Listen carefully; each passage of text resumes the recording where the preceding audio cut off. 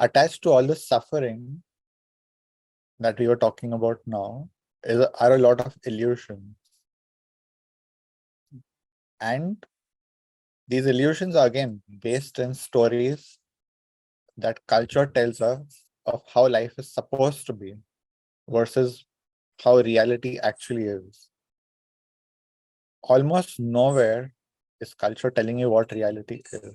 It is always telling you what life is supposed to be, what the world is supposed to look like. Very few places actually talk about reality, accepting reality the way it is, and learning to operate in reality and the real world. And this is not something a lot of people are keen on. A lot of people want the dream of utopia. They want that hope of the suffering end. But suffering can end even in the real world. Pain may not, but suffering can. And if we are ready to accept that, reality becomes available to us.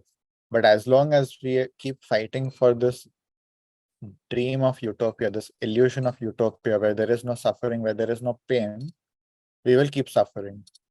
Because that is one of the common illusions, is that it is possible to have this life. I'm not talking about other levels of reality, but we are here now, so I'm talking about this life, this reality. Pain is part of it. And some types of suffering are unavoidable and it is part of it.